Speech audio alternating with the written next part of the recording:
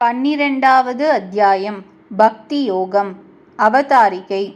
பக்தி யோக நிஷ்டர்களுக்கு பயனாய் பரபிரம்மமாய் பரம புருஷனாய் இருக்கின்ற ஸ்ரீமன் நாராயணனுடைய தடையற்ற ஐஸ்வர்யத்தை காண ஆசைப்பட்ட அர்ஜுனனுக்கு அளவில்லாத அதிசயம் பொருந்திய கருணை, தன்னலி, வன்மை முதலிய கல்யாண குணங்களுக்குக் கடலாய் விளங்குகின்ற சத்திய சங்கல்பனான ஸ்ரீ கிருஷ்ண பகவானால் தம்முடைய ஈஸ்வர தன்மையானது உள்ளபடியே காண்பிக்கப்பட்டதென்றும், அப்படியே எம்பெருமானை உள்ளபடியே சாஸ்திர முகத்தால் அறிவதும் பிரத்யக்ஷமாய் காண்பதும் மற்றபடி எப்போதும் அவன் சந்நிதியில் இருப்பதும் ஆகிய இவை எல்லாம் அவனை விட்டு நீங்காத பக்தி உண்டானால் மாத்திரமே கிடைக்கும் என்றும் சொல்லப்பட்டது.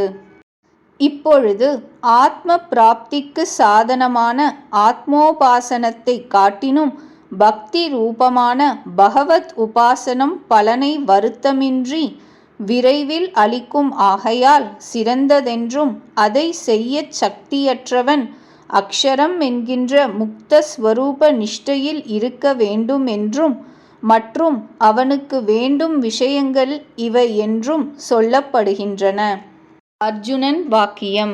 ஓ பகவானே, தேவரீர் அருளிச் செய்தபடியே தேவரீரையே எப்பொழுதும் பெரும் பயனாக நினைத்த பக்தர்களாய் தேவரீரை சகல ஐஸ்வர்யத்தோடு கூடியிருப்பவராகவும் அளவில்லாத அதிசயம் பொருந்திய சௌந்தரியம், சௌசீல்யம், சர்வஜ்ஞத்துவம், சத்திய சங்கல்பத்துவம் முதலிய எண்ணிறந்த குணங்களுக்கு கடலாய் இருப்பவராகவும் எவர்கள் உபாசிக்கின்றார்களோ அவர்களும், எவர்களானால் அக்ஷரம் என்கின்ற பிரத்யக் ஆத்மஸ்வரூபத்தை, அதாவது முக்த ஸ்வரூபமான ஜீவனை கண் முதலிய புலன்களால் அறியப்படாதென்பதாக உபாசிக்கின்றார்களோ அவர்களும் ஆகிய இவ்விருதிரத்தாரில் தாம் கோரிய பலனை விரைவில் கிடைக்கப் பெறுவார் யாவர்? அதை அருளிச் செய்ய வேண்டும். ஸ்ரீ சங்கரர் அபிப்பிராயம். 2வது அத்தியாயம் முதல் 10வதான விபூதி யோக அத்தியாயம் வரையும் ஆத்ம தத்துவத்தை அறிவதற்கான கேவலம் சாங்கிய யோகத்தை கூறி, இதையே பரியாயமாக நிர்குண நிர்விசேஷ பிரம்மோபாசனை என்றும் 6வது அத்தியாயம் 21வது ஸ்லோகத்தில் தெரிவித்தீர். அன்றியும் கேவல சாங்கிய ஞானிகளில் ஆரூடர்களான ஆத்ம ஞானிகள் ஆவார்களுக்கு திருஷ்யங்கள் எவற்றினும் ஆசிரயமின்றி ஸ்வானுபூதி விலாசத்தால் தமது ஆத்மாவிற்றானே திருப்தி, ஆனந்தம், கிரீடை முதலியன உடையோராகத் தன்னையே பிரமம் முதற்றம் பரியந்தம் எவற்றினும் காண்பார்கள் என்றும், தம்மில் அவ்வனைத்தையும் காண்பார்கள் என்றும், அவர்கள் எவற்றினும் மிக்க 5ஆம் பதவியான கைவல்யம் என்கின்ற பிரம்ம நிர்வாணத்தை இந்த பிராரப்த சரீரத்தில் இருக்கையில்தானே அடைவார்கள் என்றும் சிரேஷ்டமாக கூறினீர். இந்நிலை அதிவர்ணாசிரமிகளுக்கு அன்றி தேவர்க்கும் அரியதொன்றாதலின் ஈண்டிது நீங்களாக தேவரீர் கூறியுள்ள அந்த அவ்யக்த அக்ஷர பிரம்மோபாசகர்களான சுத்த நிர்குண பிரம்ம உபாசனை செய்பவர்களிலும் சர்வைஸ்வர்ய, சர்வஜான, சர்வசக்தி முதலியன உடைய மாயா பிரதிபிம்பரான வாசுதேவ பரபிரம்மமாகிய தேவரீரது சகுணோபாசகர்களிலும் யாவர் சிரேஷ்டர் என இங்கு அர்ஜுனன் பகவானை கேட்பதுணர்த்திற்று. ஸ்ரீ மாத்வாச்சாரியரின் அபிப்பிராயம். இந்த ஸ்லோகத்தின் முதல் பாகமானது பரமாத்மாவான நாராயணனை பற்றியதென்றும், பிந்திய பாகமானது ஸ்ரீதேவியான லக்ஷ்மியை பற்றியதென்றும் அறியத்தக்கது.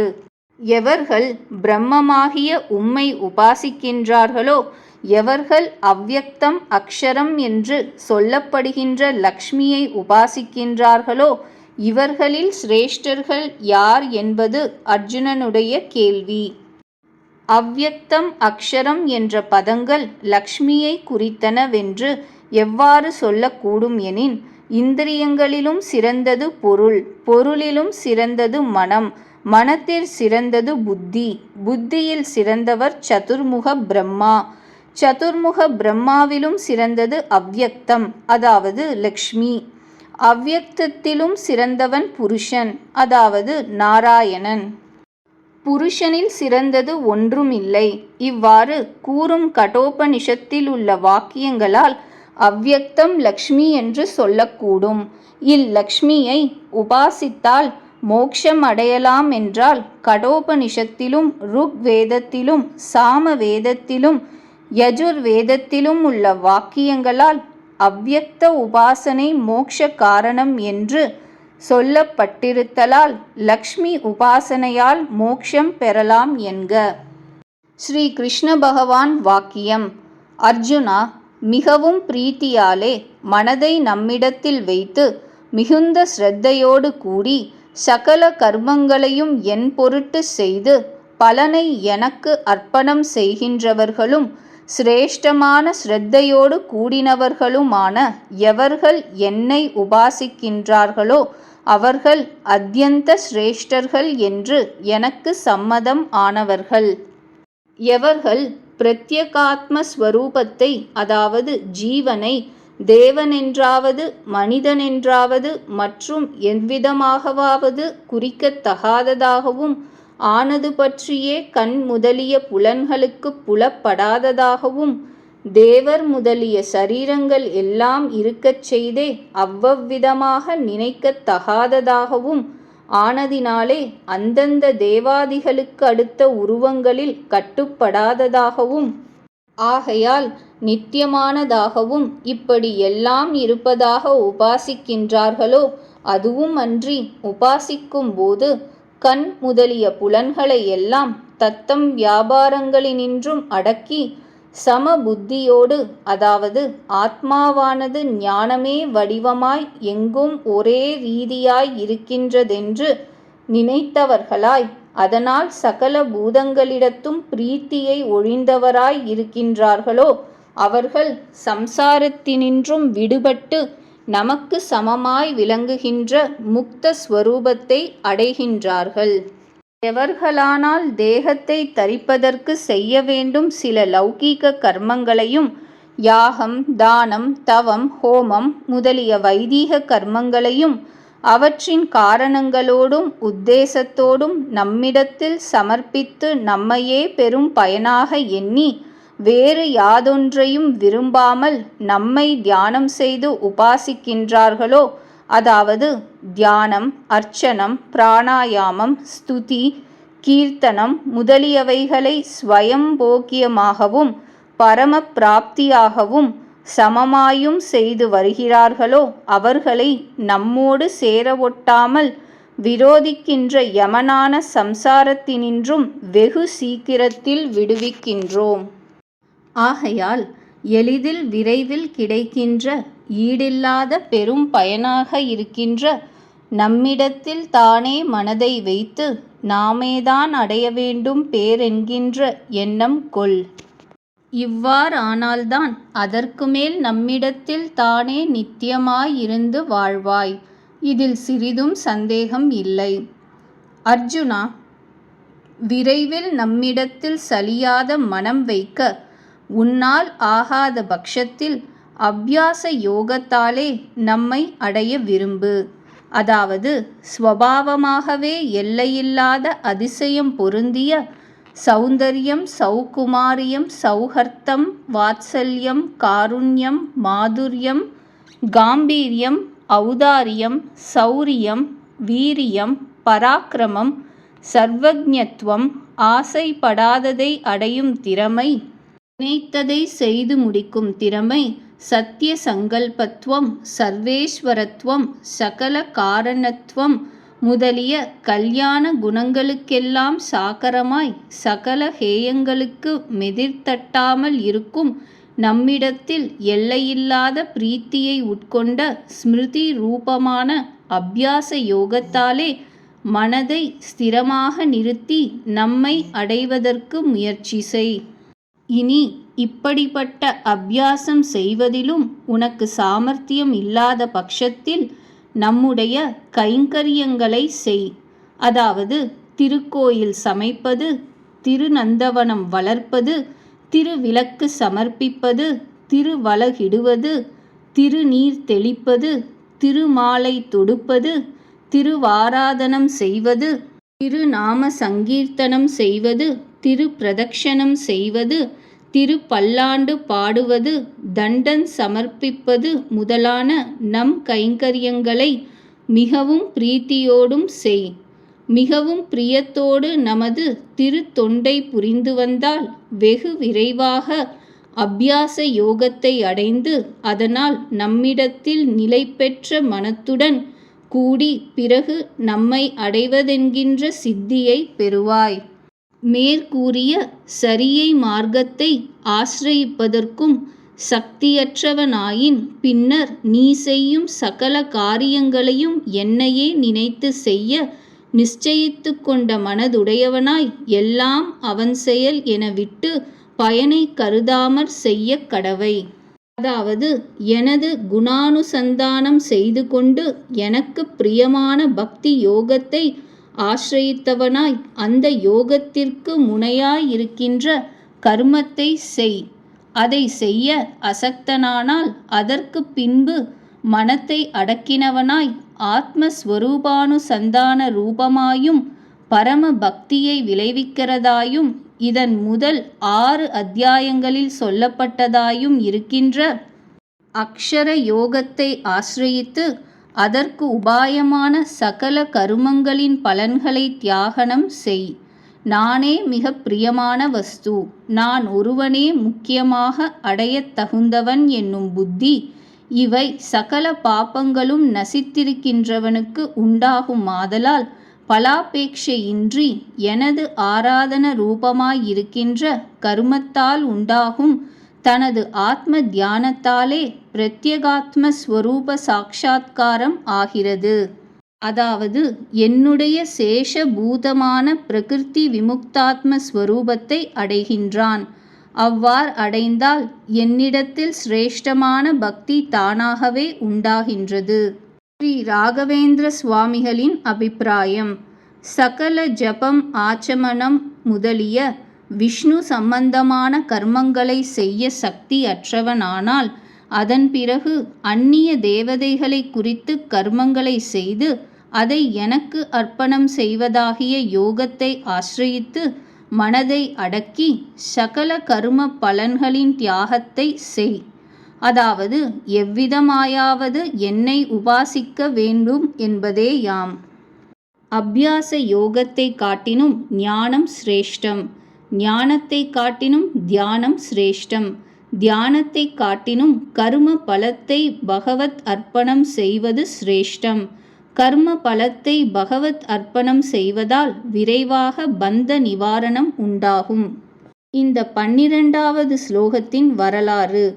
காண்பன அனைத்தும் சத்தியம் என்கின்ற அஞ்ஞானத்தோடு கூடிய அபியாச யோகத்தினும் பிரம்மம் சத்தியம் பிரபஞ்சம் மித்தை எனும் தத்துவ ஞானமானது சிறப்புடையதாம். அஞ்ஞானம் அனைத்தையும் நீக்கி பரநிஷ்டையில் மனதை நிலைத்திருக்க செய்வது சிறப்புடையதாம். சமாதி காலத்தில் மாத்திரம் நிர்விஷயமாக இருந்து சமாதி நீக்கத்தில் விஷயாகாரமாக பரிணமித்ததற்காகிய அவ்விவேகத்தை உடைய தியானத்தினும் விஷயங்களில் பிரவர்த்தித்திருக்கும் காலத்தினும் அவற்றில் தாக்கின்றி ஆத்ம உல்லாசனாய் உதாசீனமாக அனைத்தையும் செய்தல் மிகச் சிறப்புடையதாம். கர்மங்கள் அனைத்தையும் செய்தும் ஒன்றையும் செய்யாதவன் போல் அதில் பற்றின்றி இருக்கும் அத்தியாகத்தினாலே அப்போதே பந்த நிவர்த்தியாகிற தடையற்ற மோக்ஷானந்தமானது அடையப் பெறுவதாம். தத்துவம் உணர்ச்சியின்றிய யோகாபியாசத்தை காட்டினும் அவ்வுணர்ச்சிக்குடைய ஞானத்தோடு கூடிய அக்ஷர யோகமானது சிரேஷ்டமாம். ஸ்ரவணத்தால் அறிந்துள்ள பரோக்ஷ ஞானத்தை பார்க்கிலும் அபரோக்ஷமாக காணக்கூடிய தியான சமாதி சிறப்பாகும்.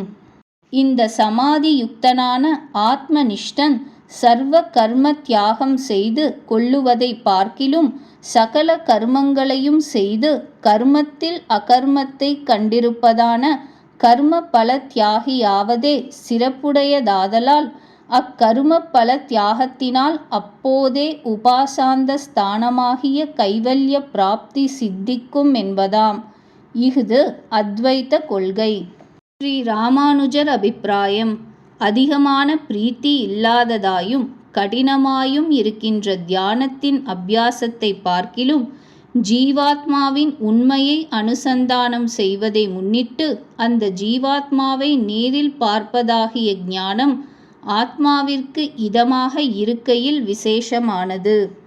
முடிவு பெறாத அந்த ஆத்ம தியானத்தை பார்க்கிலும் அதற்கு உபாயமாயிருக்கின்ற பல தியாகத்துடன் அனுஷ்டிக்கப்படுகிற கர்மமே விசேஷமானது. பலத்தை ஆசைப்படாமல் அனுஷ்டிக்கப்படுகிற கர்மத்தினால் உடனே நீக்கப்பட்ட பாவங்களை உடைத்தாயிருத்தலினால் மனதிற்கு சாந்தி உண்டாகிறது. அந்த தியானத்தினால் ஆத்மாவை நேராக பார்ப்பது உண்டாகிறது. ஆகையினால் பக்தியோகத்திலும் அபியாசத்திலும் சக்தி இல்லாதவனுக்கு ஆத்ம நிஷ்டையே சிறப்புடைத்து. ஆத்மாவினிடத்தில் நிஷ்டையை உடையவனாக இருந்த போதிலும் சாந்தி இல்லாத மனதை உடையவனுக்கு ஆத்ம நிஷ்டையை அடைவதற்காக ஆத்மாவின் ஞானத்தை உள்ளடக்கி கொண்டிருக்கின்ற பலன்களில் ஆசைப்படாத கர்ம நிஷ்டையே சிறந்தது. மேலும் தன்னை பகைத்தாலும் தன் விஷயத்தில் உபகாரம் செய்தாலும் ஒரு பிராணியையும் பகைக்காமல் என்னுடைய பிழைக்கு தக்கபடி எம்பெருமானால் ஏவப்பட்ட இவைகள் விரோதிக்கின்றன என்றும் அப்படியே இவைகள் உபகாரம் செய்கின்றன என்றும் நினைத்தவனாயும் தன்னை பகைப்பதோ தனக்கு உபகாரம் செய்வதோ ஆகிய எந்த பிராணியினிடத்திலும் ஸ்நேக புத்தியை செய்து வந்து அவைகளுக்கு துயர் நேரிட்டால் அவைகளிடத்தில் கருணை புரிபவனாயும் சரீரம் இந்திரியம் மற்றும் அவைகளை சேர்ந்தவை எல்லாவற்றிலும் எனதென்கின்ற அபிமானம் இல்லாமல் தேகமே ஆத்மாவென்கின்ற பிராந்தி அற்றவனாய் இன்ப துன்பங்களை முறையே விரும்பாமலும் வெறுக்காமலும் சமமாக எண்ணினவனாய் அவ்வாறே இவன் எண்ணினாலும் இவனால் ஒழிக்கப் போகாமல் வருகின்ற சீதோஷ்ணாதிகளை பொறுத்தவனாய் தன்னடைய கிடைத்ததை கொண்டு சந்தோஷித்தவனாய் எப்போதும் பிரகிருதிக்கு புறம்பான ஆத்மஸ்வரூபத்தையே சிந்தித்திருப்பவனாய் மனதை கண்டபடி ஓட விட்டாமல் அடக்கி அத்தியாத்ம சாஸ்திரத்தில் சொன்ன அர்த்தங்களில் திடமான நிச்சயத்தோடு பகவானான வாசுதேவனே பலாபேட்சையின்றி அனுஷ்டிக்கப்படும் கர்மத்தால் ஆராதிக்கப்பட்டவனாய் எனக்கு ஆத்ம சாட்சா்காரத்தை உண்டு பண்ணி கொடுக்கப் போகின்றான் என்று மனதையும் புத்தியையும் நம்மிடத்தில் வைத்தவனாய் எவன் இருக்கின்றானோ அந்த பக்தன் நமக்கு இஷ்டன். மேலும் கர்ம நிஷ்டனான யாவன் ஒருவன் லோகத்திற்கு பிரதிகூலமாயிருக்கும்படி சிறிதும் செய்ய மாட்டானோ எவனை குறித்து ஒரு பிராணியும் விரோதம் செய்ய மாட்டாதோ என்றால் இவன் ஒன்றையும் விரோதமாக நினைப்பவன் அல்ல என்றபடி.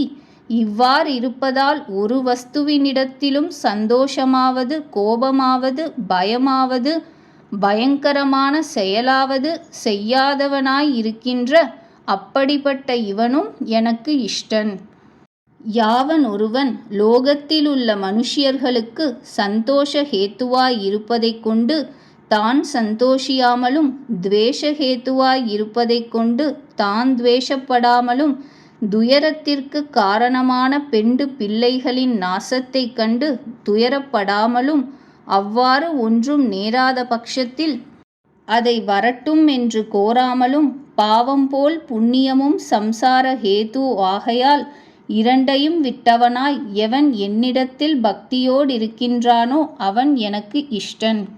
பகவானிடத்திலும் நண்பனிடத்திலும் அவ்விதமே மான அவமானங்களின் சமமாயிருக்கிறவனும் சீதோஷ்ண சுக துக்கங்கள் முதலியவற்றில் சமமாயிருக்கின்றவனும் ஒன்றிலும் பற்றில்லாதவனும் இகழ்ந்தாலும் புகழ்ந்தாலும் சமமாய் எண்ணுகின்றவனும் மௌனியாயிருப்பவனும் பிரயாசை இல்லாமல் உணவு முதலிய எந்த வஸ்து எவ்வளவு கிடைப்பினும் அதனால் சந்தோஷம் உடையவனும் ஓரிடத்தில் ஸ்திரமாய் வாசம் செய்யாதவனும் பக்தியை உடையவனுமான மனிதன் எனக்கு பிரியன். உட்குறிப்பு 19வது ஸ்லோகத்தில் அனிகேதகா ஓரிடத்தில் நிலையாய் வாசம் செய்வது. இதற்கு ஸ்ரீ சங்கரர் எப்போதும் வாசம் செய்ய ஓரிடத்தை ஏற்படுத்தி கொள்ளாதவன் என்று பொருள் கொண்டனர்.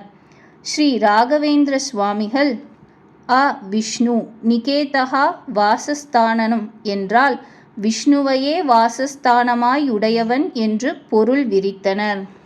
மேலும் தானாய் கிடைத்த எவ்விதமான வஸ்திராதிகளை தரிப்பதும், எது கிடைத்ததோ அதை உணவாக கொள்வதும், எந்த இடத்தில் நித்திரை உண்டாகிறதோ அந்த இடம் எப்படிப்பட்டதென்பதை கவனியாமலே அந்த இடத்தில் படுக்கிறதுமாயிருக்கிறவன் எவனோ அவனை பிரம்ம ஞானி என்று சொல்லுவார்கள்.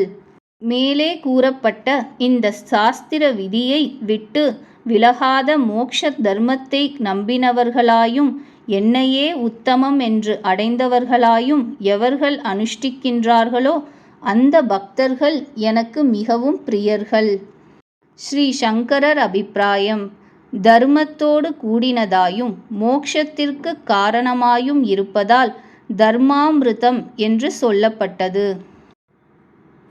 ஸ்ரீ மாத்வாச்சாரியர் அபிப்பிராயம்: தர்ம்யஹா விஷ்ணு விஷயமானதால் இது தர்மியம் என்றும், மருதம் மரணம் முதலிய சகல துக்கங்களையும் போக்கடித்து முக்தியை கொடுக்கக்கூடியதாகையால் அமிர்தம் என்றும் சொல்லப்பட்டது. 12வது அத்தியாயம் முற்றிற்று.